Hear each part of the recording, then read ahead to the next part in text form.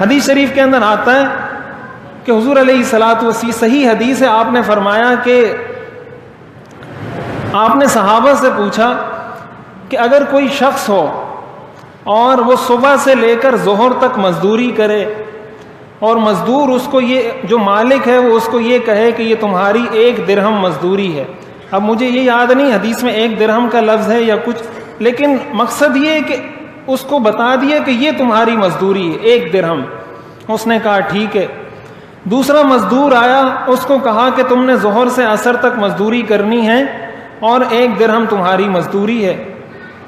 اس نے کہا ٹھیک ہے. تیسرے نے آ کر، جب تیسرا آیا، اس کو مالک نے کہا کہ تم نے عصر سے مغرب تک ڈیوٹی کرنی ہے اور 2 درہم تمہاری مزدوری ہے. آپ نے صحابہ سے پوچھا ان میں افضل کون ہے؟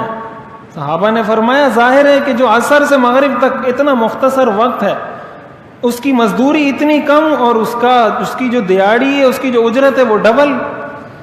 آپ نے فرمایا تم سے پہلے جو یہود و نصارہ تھے، یہ وہ مزدور تھے جنہوں نے صبح سے ظہر تک اور ظہر سے عصر تک عبادت کی اور مزدوری کی، اور میری امت اس کی مثال ان لوگوں کی ہے جس نے عصر سے مغرب تک مزدوری کی اور اللہ تعالیٰ نے اپنے فضل سے ان کو اضافی اجرت عطا کر دی. اللہ نے پچھلی امت کے ساتھ ظلم نہیں کیا، ان کی اتنی اجرت بنتی تھی اللہ نے دے دی، اور اس امت کے ساتھ اللہ نے فضل کا معاملہ فرمایا کہ تمہاری 1 درہم اجرت بنتی تھی، میں تمہیں 2 دے رہا ہوں. تو یہ اللہ تعالیٰ کی رحمت ہے. تو یہ وہ چیزیں ہیں، اس کو اگر ہم سامنے رکھیں. اسی طرح ایک دعا آتی ہے حدیث کے اندر، اللہم اغفر لی ذنبی ووسع لی فی داری وبارک لی فی رزقی، کہ یا اللہ میرے گناہوں کو معاف فرما، میرے گھر میں کشادگی عطا فرما اور میرے رزق میں برکت عطا فرما. آپ وضو کے دوران یہ دعا پڑھا کرتے تھے. اس کے علاوہ بھی بہت ساری دعائیں لکھی گئی ہیں، لیکن وہ حدیث سے، سنت سے ثابت نہیں ہیں. کوئی پڑھنا چاہے تو سنت سمجھے بغیر اگر پڑھنا چاہے اور دعائیں تو پڑھ سکتا ہے. سنت سے یہ 2 دعائیں ثابت ہیں، اللہم اغفر لی ذنبی ووسع لی فی داری وبارک لی فی رزقی، ایک یہ دعا اور ایک وضو کے بعد کی دعا. اس کے علاوہ جو دیگر دعائیں لکھی گئی ہیں کتابوں میں، اس کا پڑھنا جائز ہے، پڑھ سکتے ہیں، لیکن سنت نہیں ہے، حدیث سے، صحیح حدیث سے ثابت نہیں ہے. تو ایک تو ہم وضو توجہ سے کریں. جب ہمارا وضو توجہ سے ہوگا، ہماری نماز میں آٹومیٹک خشوع اور خضوع اور توجہ پیدا ہو جائے گی.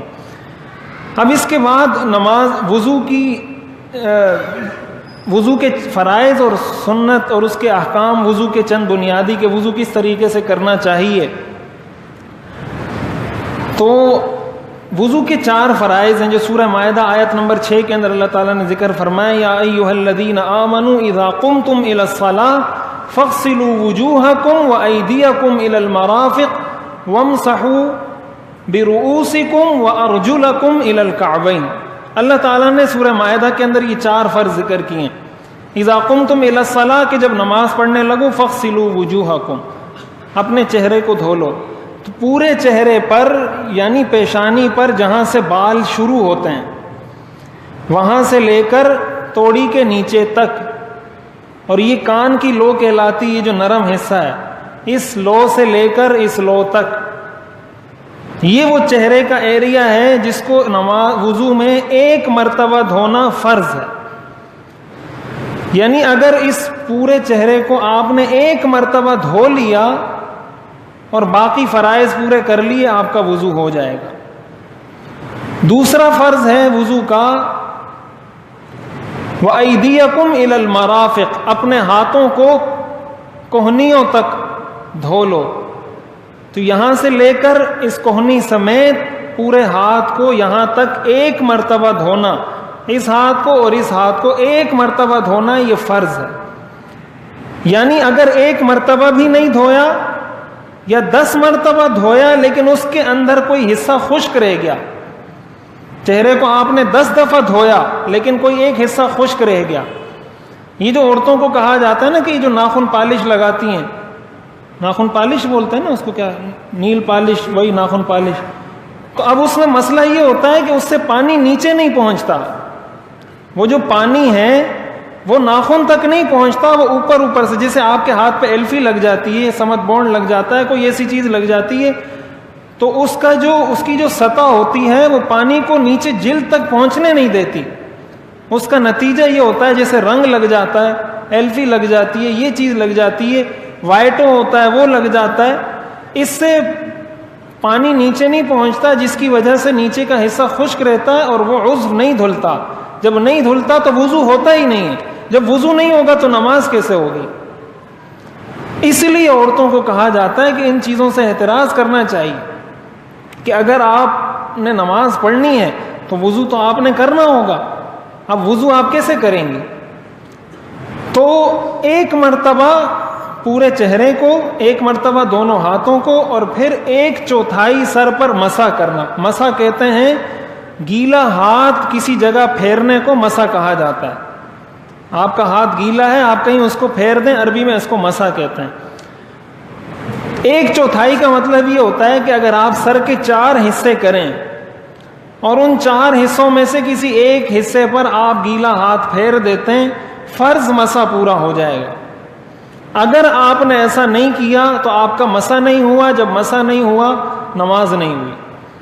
حج کے موقع پر جب خواتین جاتی ہیں تو ہمارے ہاں یہ بھی ایک غلط فہمی پائی جاتی ہے, عورتیں ایک مخصوص اسکارف پہنتی ہیں اور اس اسکارف کے اوپر مسح کر لیتی ہیں. عورتیں یہ سمجھتی ہیں کہ شاید یہ ہمارا احرام ہے اور اس اسکارف کے اوپر مسح کر دیتی ہیں. تو ظاہر مسح نہیں ہوتا. عورت بھی جب مسح کرے گی تو سر کو ننگا کر کے سر پہ مسح کرے گی. تو نہ ٹوپی پہ آپ مسح کر سکتے ہیں, نہ پگڑی پہ کر سکتے ہیں, نہ دوپٹے پہ کر سکتے ہیں, نہ اسکارف پہ کر سکتے ہیں. مسح سر پہ ہی ہوگا. اور چوتھے نمبر پر کہ ٹخنوں سمیت دونوں پاؤں کو 1 مرتبہ دھونا. یہ 4 تو فرائض ہیں: چہرہ, ہاتھ, سر کا مسح اور پاؤں دھونا.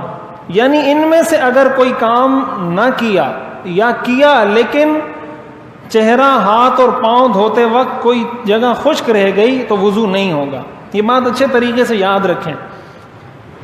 اس کے بعد ہم آتے ہیں وضو کی سنتوں کی طرف کہ وضو کا مسنون طریقہ کیا ہے. تو وضو کی ایک سنت تو یہ ہے کہ انسان نیت کرے وضو کرنے سے پہلے. نیت کیا کرے کہ میں یہ وضو اس لیے کر رہا ہوں تاکہ اس کے ذریعے میں نماز پڑھ سکوں, تاکہ اس کے ذریعے میں قرآن کی تلاوت کر سکوں, تاکہ اس کے ذریعے میرے لیے وہ عبادات جائز ہو جائیں, حلال ہو جائیں جو بغیر وضو کے جائز نہیں ہیں. اگر بغیر نیت کے آپ وضو کریں گے وضو ہو جائے گا.